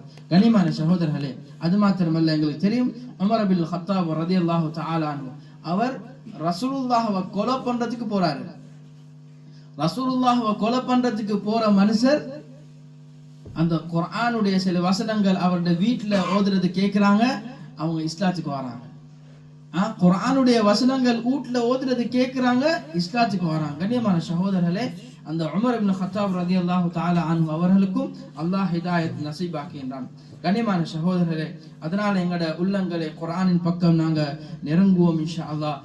இந்த வரக்கூடிய மாசம் முக்கியமான மாசம், குர்ஆனுடைய மாதம் எங்களுக்கு வருது இன்ஷா அல்லாஹ். குர்ஆனை கொஞ்சம் கொஞ்சமாக ஒவ்வொரு ஸ்டெப்பாக படிப்போம், கொஞ்சம் கொஞ்சமாக படிப்போம் இன்ஷா அல்லாஹ். சந்தோஷமான விஷயம் என்ன, அல்ஹம்துலில்லாஹ், எங்களுக்கு பெண்களுக்காக வேண்டி பெண்கள்ல சில பெண்கள் ஒன்று சேர்ந்து இருக்கிறாங்க. தஃப்சீருடைய கிளாஸ் ஒவ்வொரு 2 கேள்விக்கு ஒருக்கா நடந்து கொண்டிருக்கிறது. அது பெண்கள் பக்கத்துல இன்ஷால்லாஹ் கேட்டுக்கோங்க, யார் யார் செய்யறாங்கன்னு. ஏழுமான அளவுக்கு அவங்க கிட்ட போங்க, போயிட்டு அவங்களோட சேர்ந்து படிக்கலும். இப்ப எங்களுக்கு சொல்லலாது, எங்களுக்கு படிக்கிறது சந்தர்ப்பம் இல்லைன்னு சொல்லலாது. இப்ப சந்தர்ப்பம் இருக்குது மாஷா அல்லாஹ். பல வீடுகள் இப்ப நடக்குது, கொஞ்சம் கொஞ்சமா நடக்குது. அவங்களோட சேர்ந்து தஃப்சீர்களை படிச்சு குர்ஆனை கட்டம் கட்டமாக படிக்கிறது முக்கியமான விடயமாக இருக்குது. அதோடு நாங்கள் நியத்தை வச்சுக்கொள்வோம், தராவீஹ நாங்கள் தொடர்ந்து தொழணும், குர்ஆனை நின்று தராவீல கேட்போம் என்று நியத்து வைப்போம் இன்ஷா அல்லாஹ். சின்ன சின்ன காரங்கள், நாளைக்கு ஸ்கூல் இருக்குது, நாளைக்கு வேலை இருக்குது, அதனால தொழாம குர்ஆனை ஓதாம. குர்ஆனோட விஷயம் கால்குலேட்டிங். இந்த ஒரு ஜூஸ் ஓதிட்டோமா அல்ஹம்துலில்லாஹ் முடிஞ்சு, இந்த 2 ஜூஸ் ஓதிட்டோமா அல்ஹம்துலில்லாஹ் முடிஞ்சு, அப்படி கால்குலேஷன் பண்ணாம இன்ஷா அல்லாஹ் குர்ஆனை தொடர்ச்சியாக நாங்க ஓதுறதுக்கு, பிள்ளைகளுக்கு படிச்சு கொடுக்கறதுக்கு நாங்க முயற்சி செஞ்சு கொண்டே இருக்கணும். கண்ணியமான சகோதரர்களே, அப்ப குர்ஆனுடைய விஷயம் வரக்கூடிய நேரத்துல நாங்க ஒரு விஷயம் வினை கொள்ளணும். குர்ஆனுக்கு இருக்கக்கூடிய பவரை வினை கொள்ளணும். குர்ஆனுக்கு இருக்கக்கூடிய பவர் என்ன, அது கியாமத்துடைய நாளையில எங்களுக்கு ஷஃபாஅத் பண்ணும், எங்களுக்கு இன்டர்சீட் பண்ணும், எங்களுக்கு சப்போர்ட் பண்ணி பேசக்கூடிய பவர் இந்த குர்ஆனுக்கு. அதனால ஹஜ்ரத் ரசூலுல்லாஹி ஸல்லல்லாஹு அலைஹி வஸல்லம் ஒரு ஹதீஸ சொன்னாங்க. வன் அபி உமாமத ரலியல்லாஹு அன்ஹு قال سمعت رسول الله صلى الله عليه وسلم يقول اقرأوا القرآن فإنه يأتي يوم القيامة شفيعا அஸ்ஹாபிஹி. சொன்ன அபு உமாமா ரலியல்லாஹு தஆலா அறிவிக்கிறாங்க, ரசூலுல்லாஹி ஸல்லல்லாஹு அலைஹி வஸல்லம் சொன்னதாக அவங்க கேட்டு சொல்றாங்க, இந்த குர்ஆனை நீங்க அழகான முறையில் ஓதிக்கொண்டே இருங்க, கியாமத்துடைய நாளையில உங்களுக்கு பரிந்துரைத்து பேசும் என்றதை, இந்த குர்ஆனை ஓதுங்க என்றதை இந்த ஹதீஸின் மூலமாக எங்களுக்கு தெளிவுபடுத்துகிறது. Le Coran est aussi descendu aussi pour les hommes, mais pas seulement, il est aussi descendu pour les djinns. On a des versets dans le Coran qui nous dit qu'il y a des djinns justement qui écoutaient tranquillement le Coran lorsque le prophète sallallahu alayhi wa sallam s'adressait à eux. Et mentionne ô Mohammed, quand nous t'avons fait écouter le Coran par quelques djinns, et lorsqu'ils y assistèrent, ils dirent écoutez tranquillement. Et lorsqu'elle fut terminée, ils retournèrent auprès de leur peuple en tant qu'avertisseurs. Le Coran n'est pas seulement un moyen de hidayat pour nous, humains, mais aussi pour les djinns. On connaît pas mal d'histoires, comme on a dit précédemment avec le chef des voleurs ou autre, mais on a aussi une qui est très connue, celle de Omar ibn Khattab, rahmatullah, qui a embrassé l'islam en écoutant seulement quelques versets à côté de la maison de sa sœur de la Surat al-Taha. Ce qui justement nous doit faire comprendre la puissance et l'importance du Coran. On a pas mal de personnes qui ont eu un impact fort dans l'islam, qui sont converties en seulement écoutant des petits versets du Coran. Nous, aujourd'hui, on a la chance d'avoir le Coran même sur nos téléphones, même chez nous, on a même plusieurs Corans différents, mais on ne les touche même pas. Subhanallah. On doit avoir un sentiment on doit tout faire pour que ce ne soit pas normal en fait. C'est quelque chose qui n'est pas normal. On doit se tourner vers la akhira et ne plus penser à la dunya, parce qu'aujourd'hui, on calcule chaque juz, chaque verset qu'on va lire, on se dit ok, j'ai le temps de faire ce verset là aujourd'hui et après c'est bon, j'ai lu mon Coran. Mais nos enfants, demain, si on veut qu'ils lisent le Coran, il faut que nous-mêmes on puisse lire le Coran. Alhamdulillah, on a aujourd'hui la chance de pouvoir avoir des cours de tafsir, des cours d'arabe en ligne qui nous permettent d'apprendre l'arabe et de comprendre pleinement le Coran. Pas seulement une traduction approximative du Coran, mais exactement mot pour mot ce qui est révélé par notre prophète sallallahu alayhi wa sallam. Allah subhanahu wa ta'ala nous dit aussi, justement, nous montre aussi cette puissance du Coran, puisque c'est celui qui va nous intercéder auprès du paradis, de Jannah.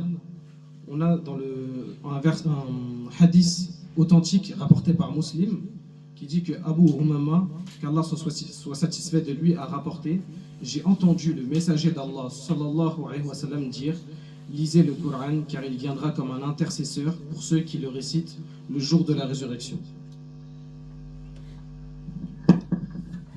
கண்ணியமான சகோதரர்களே, ஹஜரத் உஸ்மான் ரலியல்லாஹு தஆலா அன்ஹு அவங்க ஒரு விடயம் சொல்றாங்க: love தஹ்ரத் குலூபுக்கும் மா ஷபிஅத்தும் மின் கலாமில்லாஹ். அவங்க சொன்னாங்க, எங்களோட உள்ளங்கள் தூய்மையாக, அழகானதாக, கிளீனாக இருக்கும்னு சொன்னால் அல்லாஹுடைய குர்ஆனுடைய அந்த ஆசைக்குதே அது எங்கள் உள்ளத்திலிருந்து போகாதுன்னு சொல்றாங்க. கனிமான சகோதரர்களே, நாங்க எங்களையே டெஸ்ட் பண்ணி பார்க்கணும். எனக்கு குர்ஆனுடைய ஆசை இருக்குதா, குர்ஆனுடைய ஆசை இல்லையா? குர்ஆனை திறந்தோடனே தூக்கம் வருதா, இல்ல குர்ஆன்ல 2 பேஜ் ஓதினோடனே போதும் என்ற எண்ணம் வருதா என்றதை நான் எங்களை டெஸ்ட் பண்ணி பார்க்கணும். ஆக கண்ணியமான சகோதரர்களே, ஒரு அழகான ஒரு ரசூலுல்லாஹ் காலத்தில் நடந்த ஒரு சின்ன ஒரு ஹிஸ்டரி இன்ஷா அல்லாஹ் இதை படிச்சுட்டு முடிச்சு கொள்வோம். அதுல அந்த சகோதரருடைய பேர் அப்துல் உஸ்ஸா அல் மஸானி. அப்துல்லாஹ் அல் உஸ்ஸா அல் மஸானி. இவர் 19 வயசுல இஸ்லாத்துக்கு தழுவுறாரு. 19 வயசுல ரசூலுல்லாஹ் அவங்க ஹிஜ்ரத் பண்ணக்கூடிய நேரத்துல தான், ரசூலுல்லாஹ் மதீனாக்கு ஹிஜ்ரத் பண்ணக்கூடிய நேரத்துல அவருக்கு இஸ்லாத்தை பத்தி தெரிய வருது. அப்ப வரக்கூடிய ஒவ்வொரு மனிதர்களை பத்தி, ஒவ்வொரு சஹாபாக்களிடத்துல குர்ஆனை பத்தி கேட்டு கேட்டு கேட்டு அவர் படிச்சு கொண்டே இருந்தாங்க. இந்த சிறிய புள்ள அவர் ஆரம்பத்திலே சின்ன காலத்திலே அவர் ஒரு ஆர்ஃபனாக, ஒரு தாய் தந்தை இல்லாத ஒரு பிள்ளையாக இருக்கிறாங்க. ஆனா அவங்களுடைய சாச்சா ஒரு நல்ல ஒரு சல்லி வசதியான ஒரு சாச்சா. அவருக்கு பிள்ளைகள் இல்லைனால இவரை பிள்ளையாக எடுத்து நல்ல முறையில் அவரை வளர்க்குறாங்க. எல்லாம் சொத்துகளை, எல்லாம் சுகங்களை கொடுத்து வளர்றாங்க. இந்த புள்ள நல்ல குணமுள்ள, நல்ல அழகான, நல்ல ஒரு பிள்ளையாக வளர்ந்ததுக்கு பின்னால இந்த சாச்சாக்கு நல்ல ஒரு ஆசை, இந்த அங்கிளுக்கு நல்ல ஒரு இறக்கம் வருது இந்த புள்ளின் மேல. அப்ப இந்த பிள்ளைக்கு 19 வயசுல ஹிதாயத்துடைய வாசல், குர்ஆனுடைய ஆசை வருது, குர்ஆனுடைய வசங்களை படிச்சு கொண்டு இருக்கிறாங்க. ஆனா இவர் ஒளிஞ்சு கொண்டே தான் இவருடைய இஸ்லாத்தை செஞ்சு கொண்டே இருந்தாங்க. இவருடைய இஸ்லாத்தை ஒளிஞ்சு கொண்டு சொன்னாங்க. கடைசி காலமாக கூட சொன்னாரு, இல்ல நான் என் இஸ்லாத்தை எல்லாருக்கும் சொல்லுவேன். அவருக்கு ஒரு ஆசை இருந்துச்சு, என் அங்கிளையும் நான் ஹிஜ்ரத் கொண்டு போகணும், என் சாச்சாவே இஸ்லாத்துக்கு எடுத்து ரசூலுல்லாஹ் கிட்ட கொண்டு போகணும் என்ற ஆசையில அவர் மறைஞ்சி இருந்தாலும் கொஞ்ச காலம். அப்புறம் பகிரங்கமாக அவர் இஸ்லாத்தை அவர் செய்யறதுக்கு தயாராகினாங்க. அப்ப பகிரங்கமாக இஸ்லாத்தை செய்ய ஆரம்பிச்ச உடனே அந்த அங்கிள் சொன்னாங்க, இதுக்கு போறோம் உனக்கு எந்த ஒரு சுகமும் இல்லை, சொத்துகளும் இல்லை, உன்னுடைய முழு விடயத்தை வச்சு கொள்ளணும், எல்லாம் ஆடம்பரத்தை வச்சு. எந்த அளவுக்குன்னா அவருடைய உடுப்பையும் எடுத்துட்டாங்க. கடைசியா ரசூலுல்லாஹ் ஹிஜ்ரத் செய்யறாங்க. எப்படி? 2 ஆடையை போத்தி கொண்டு ஹிஜ்ரத் பண்றாங்க. 2 ஆடையை போத்தி கொண்டு ஹிஜ்ரத் பண்ணாங்க. ரசூலுல்லாஹி ஸல்லல்லாஹு அலைஹி வஸல்லம் கடைசியா ரசூலுல்லாஹி ஸல்லல்லாஹு அலைஹி வஸல்லம் அவர்களுடைய பள்ளி வாசலுக்கு 2 ஆடைகளை கொண்டு அவங்க ஹிஜ்ரத் பண்ணி வரக்கூடியதாக இருந்துச்சு. அது ஃபஜ்ருடைய நேரத்துல பள்ளிக்கு வந்து இருக்கிறாங்க இன்ஷா அல்லாஹ். Hazrat Ousmane radiallahu anhu a dit: si vos cœurs sont purs et clairs, notre fin de Coran ne s'éteindra jamais. On va raconter une histoire et on va voir justement si nos cœurs sont purs et qu'on aime vraiment le Coran, ou si seulement après 2-3 lectures on se dit on a assez écouté le Coran aujourd'hui. Alors on va commencer par une histoire très importante de Abdul Uzza. À l'époque, Abdul Uzza était un orphelin qui avait pas beaucoup de choses. Justement, il avait perdu ses parents juste après sa naissance, mais il avait la chance d'avoir un oncle qu'il aimait beaucoup, qui n'avait pas d'enfant, qui était très très riche et qui l'a protégé et qui l'a nourri, lui a donné une belle condition de vie, lui a appris les bonnes manières jusqu'à l'âge de 19 ans. On va expliquer justement pourquoi 19 ans. En fait, à l'époque, Abdul Uzza n'avait pas vraiment n'avait pas vu directement le prophète sallallahu alayhi wa sallam. Il a entendu les histoires du prophète seulement à l'époque où le prophète a fait la hijra à Médine. Il a entendu quelques histoires par-ci par-là de personnes qui traversaient, qui passaient par chez lui pour rejoindre le prophète sallallahu alayhi wa sallam.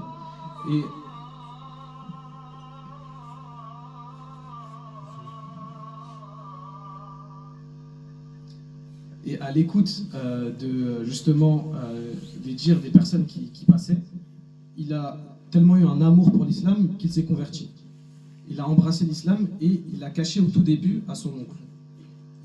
Il pratiquait vraiment dans le silence complet. Puis ensuite, il a proclamé son islam, son amour pour l'islam de vive voix.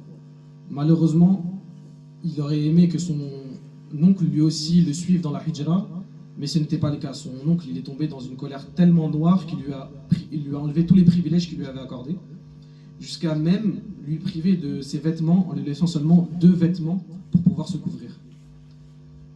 Après cela, Abdullah Uzza, lui, a dû quitter son oncle à l'âge de 19 ans et a rejoint le prophète sallallahu alayhi wa sallam directement à Médine.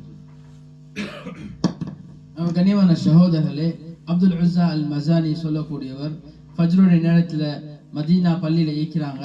ரசூலுல்லாஹி ஸல்லல்லாஹு அலைஹி வஸல்லம் அவர் காண்றதுக்கு ஆவலோடு இருந்து காண்றாங்க. காணக்கூடிய நேரத்தில் ரசூலுல்லாஹ் அவரை காத்து கேட்குறாங்க, நீங்க யாரு? சொல்றாங்க, நான் அப்துல்லா அல் மசானி. எங்கேருந்து வந்தீங்க? அவருடைய முழு கதையும் சொல்றாங்க. கண்ணியமான சகோதரர்களே, ரசூலுல்லாஹ் ஸல்லல்லாஹு அலைஹி சொன்னாங்க, இதுக்கு போற உங்களோட பேர் அப்துல்லா அல் மசானி அல்ல, இப்போ உங்களோட பேர் அப்துல் உஸ்ஸா அல் ஜில் வஜாதைன் சொன்னாங்க. ரெண்டு ஆடைகளை கொண்ட அப்துல்லான்னு சொன்னாங்க. இந்த 2 ஆடைக்கு பதிலாக அல்லாஹ் சுப்ஹானஹு வ தஆலா அவங்க ஜன்னால ஒரு மாளிகை தரட்டும் என்று துஆ செஞ்சாங்க. கண்ணியமான சகோதரர்களே, இந்த குர்ஆனை கொண்டு அவருக்கு ஹிதாயத் கிடைக்குது. அதுக்கு பின்னால ரசூலுல்லாஹோட கிட்ட 4 வருடங்கள் வாழ்றாங்க. 23 வயசுல தபூக்குடைய யுத்தத்துக்கு போறாங்க. 23 வயசுல தபூக்குடைய யுத்தத்துக்கு போறாங்க. தபூக்குடைய யுத்தத்துல இப்னு மஸ்ஊத் ரலியல்லாஹு தஆலா சொல்றாங்க, இரவுடைய நேரத்துல நான் தூக்கத்தில் இந்த முழிக்கக்கூடிய நேரத்துல அந்த மண்வெட்டியால கொத்துற சத்தம், அவசரம் எனக்கு ஒரு குழி தோண்டக்கூடிய சத்தம் கேக்குது.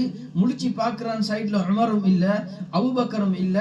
நான் யோசிச்சேன், இவங்க எங்க போனாங்க என்றதை சத்தத்தின் பக்கம் நான் போகக்கூடிய நேரத்துல ரசூலுல்லாஹி ஸல்லல்லாஹு அலைஹி வஸல்லம் அவங்க குழி தோண்டிக்கிறாங்க. ரசூலுல்லாஹ் குழி தோண்டிட்டு இருக்கிறாங்க. அபூபக்கர் உமர் அவங்க ரசூலுல்லாஹ் குழி தோன்றதுக்காக வேண்டி லைட்டை பிடிச்சு கொண்டு இருக்கிறாங்க. மஸ்ஊத் ரலியல்லாஹு சொன்னாங்க, நான் உமரை பார்த்து கேட்கிறேன், அலியை பார்த்து கேட்கிறேன், நீங்க என்ன செஞ்சு கொண்டிருக்கிறீங்க? ரசூலுல்லாஹ் குழி தோன்றாங்க, நீங்க ரசூலுல்லாஹ் விட்டீங்க. சொன்னாங்க, இல்ல ரசூலுல்லாஹ் அவங்க இன்சிஸ்ட் பண்ணாங்க, இல்ல நான் தான் குழி தோடணும்னு சொன்னாங்க. அவங்க சொல்லிட்டு குழி தோன்றாங்க. கேட்டாங்க, யார் ரசூலுல்லாஹ் நீங்க ஏன் குழி தோன்றீங்க? சொன்னாங்க, மாதா அஹூக் அப்துல்லா உங்களுடைய சகோதரர் அப்துல்லா மரணிச்சிட்டாரு சொல்றாங்க. கண்ணியமான சகோதரர்களே, அவர் ரசூலுல்லாஹ் ஸல்லல்லாஹு அலைஹி வஸல்லம் குழியை தோன்றதுக்கு பின்னால அவர்கிட்ட கேட்கிறாங்க, தாங்க அப்துல்லாஹுடைய உடம்ப தாங்க. அவங்க அப்துல்லாஹ் ரலியல்லாஹு தஆலா அன்ஹு மசானி ரலியல்லாஹு தஆலா அன்ஹு அவருடைய கையால, அவங்க உயர்ந்த கையால, ரசூலுல்லாஹ் கையால அவங்க அடக்குறாங்க. கண்ணியமான சகோதரர்களே, அடக்கிட்டு சொன்னாங்க, அல்லாஹும்ம இன்னி அம்சைது ராதியன் அல்லாஹும்ம இன்னி அம்சைது ராதியன் ஃபர்தா அன்ஹு. யா அல்லாஹ், இந்த அப்துல்லாஹை கொண்டு நான் சந்தோஷம் அடைச்சிட்டேன், எனக்கு சந்தோஷமாக இருக்குது. யா அல்லாஹ், நீனும் இவரை கொண்டு பொருந்திக் கொள்வாயாக என்று ரசூலுல்லாஹ் துஆ கேட்கிறாங்க. கண்ணியமான சகோதரர்களே, அது மட்டுமல்ல, கடைசியா சொன்னாங்க, யா ரப் அல்லாஹும்ம அர்ஹம்ஹு ஃபஇன்னஹு கான காரிஅன் லில் குர்ஆன். சொன்னாங்க, யா அல்லாஹ், இவருக்கு ரஹ்மத் செய்வானாக, ஏனென்றால் இவர் காரிஅன் லில் குர்ஆன், குர்ஆன அவர் ஓதக்கூடியவராக இருந்தாங்க என்று துஆ செஞ்சாங்க. கண்ணியமான சகோதரர்களே, அவருக்கு கிடைச்சக்கூடிய அந்த டிகிரியை பாருங்க. ரசூலுல்லாஹ் ஸல்லல்லாஹு அலைஹி வஸல்லம் கையால குழிய தோண்டி ரசூலுல்லாஹ் கையால அவங்கள புதைச்சி ரசூலுல்லாஹ் துஆ கேட்கிறாங்க. எப்படி? இந்த குர்ஆன் ஓதக்கூடியவர், யா அல்லாஹ் இவருக்கு ரஹ்மத் செய்வானாக என்று ரசூலுல்லாஹ் துஆ கேட்கிறாங்க. இப்னு மஸ்ஊத் ரலியல்லாஹு அன்ஹு சொல்றாங்க, எனக்கு அவளை கண்டு கொஞ்சம் பொறாமையாக இருந்துச்சு. அவர் சொன்னார், நான் அவருக்கு முன்னால 15 வருஷங்களுக்கு முன்னால இஸ்லாத்தை தழுவினவர், ஆனாலும் அவருக்கு கிடைச்ச அந்த நலவை கண்டு எனக்கு கொஞ்சம் ஜெலஸாக இருந்துச்சு என்று இப்னு மஸ்ஊத் ரலியல்லாஹு தஆலா சொல்றாங்க. கண்ணியமான சகோதரர்களே, குர்ஆனை முக்கியத்துவப்படுத்துறது ஆக முக்கியம் என்றதை இந்த ஹதீஸின் மூலமாக உங்களுக்கு தெளிவாக இருக்குது. இன்ஷா அல்லாஹ் உலு இல்லாட்டி அவசரமாக உலு எடுத்து வாங்க. இன்ஷா அல்லாஹ் ஒரு 5 நிமிஷத்துல முடிச்சிட்டு நாங்கள் உடனடியாக தொழுவோம். இன்ஷா அல்லாஹ். Alors, après la prière de Fajr, Nabi sallallahu alayhi wa sallam, il est allé voir directement Abdul Uzza lui a demandé d'où il venait. Ce dernier lui a raconté son histoire. Il disait que son oncle justement l'avait chassé de chez lui et qu'il était venu avec seulement 2 manteaux le rejoindre, lui et les Sahaba. Il lui a demandé, le prophète sallallahu alayhi wa sallam lui a dit, du coup maintenant tu n'es plus seulement Abdullah Uzza, tu es Abdullah Zul Wajaydin. Ce qui veut dire une personne avec 2 manteaux. Ensuite, le prophète sallallahu alayhi wa sallam lui dit qu'Allah subhanahu wa ta'ala t'accorde un palais à la place de ces 2 vêtements, les vêtements de la Jannah, et tu pourras vivre comme tu le souhaites au paradis. Abdul Uzza a suivi le prophète de l'âge de ses 19 ans jusqu'à ses 23 ans, puisque à l'âge de 23 ans, il a participé à la bataille de Tabouk, auquel il a été décédé, pendant laquelle il est décédé, excusez-moi. Et à cette époque-là, Abdullah bin Mas'ud radhiyallahu anhu avait entendu pendant une nuit très sombre du bruit à côté de lui. Il s'est réveillé et il a vu que Abu Bakr, Omar et Muhammad sallallahu alayhi wa sallam n'étaient pas là. Il a commencé à prendre la lampe qui était à côté de lui pour avoir un peu de lumière et il s'est dirigé vers l'endroit où il y avait le bruit. Et il voyait Abu Bakr radhiyallahu anhu, Omar radhiyallahu anhu et Muhammad sallallahu alayhi wa sallam creuser un trou. Ils ne comprenaient pas ce qui se passait. Il leur a interrogé, il leur a demandé pourquoi vous creusez un trou.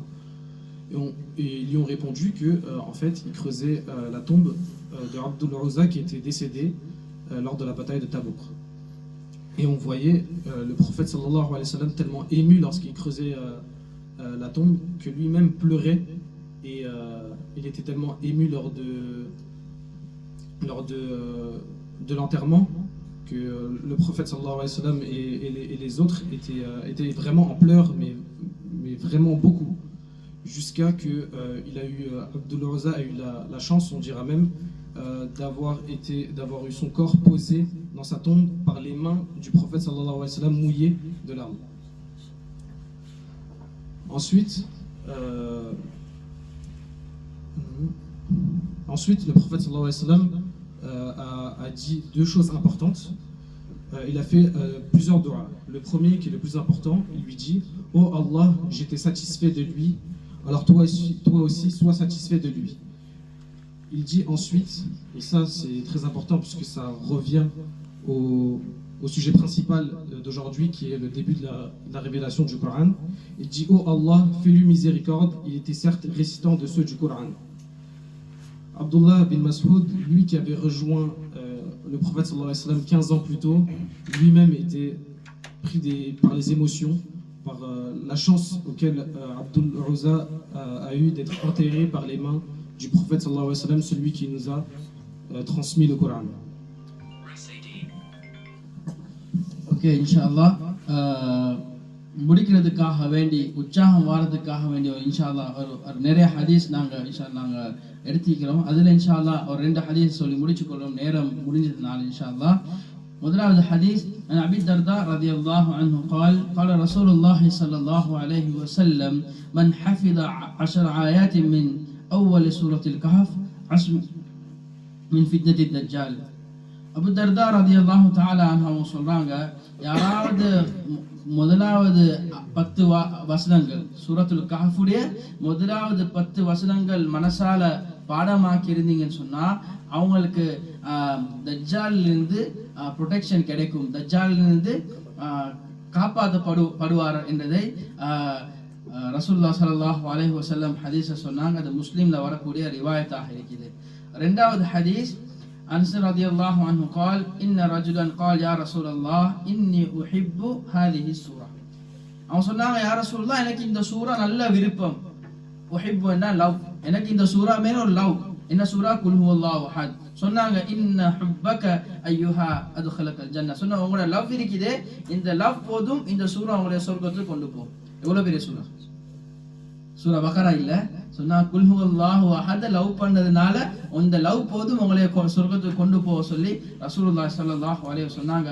அது திர்மிதியில புகாரில வரக்கூடிய ஹதீஸாக இருக்குது.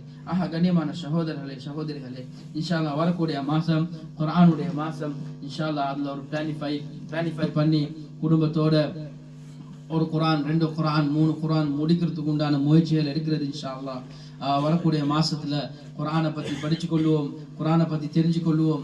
இன்ஷா அல்லாஹ் குர்ஆனுக்கு எந்த அளவுக்கு முயற்சி எடுப்போமோ இன்ஷா அல்லாஹ் முயற்சி எடுப்போம். இன்ஷா அல்லாஹ் இன்னும் லேட் இல்ல, குர்ஆனை தட்டுறதுக்கு இன்னும் ஒரு 10 நாள் இருக்கு. இன்ஷா அல்லாஹ் வீட்டில் இருக்கிற குர்ஆனை தட்டி தொடைக்கிறதுக்கு இன்னும் 10 நாள் இருக்குது. இன்ஷா அல்லாஹ் அது தட்டி தொடைச்சாவது இன்ஷா அல்லாஹ் குர்ஆனை இந்த நோன்புக்கு நாங்க ரெடி ஆகும். இன்ஷா அல்லாஹ் அல்லாஹ் எங்கட பேச்சுகளை அல்லாஹ் ஏற்றுக்கொள்வானா. Nous allons bientôt terminer. On avait pas mal de hadiths à dire, mais on va en seulement citer 2. Le premier d'entre eux est rapporté par Muslim.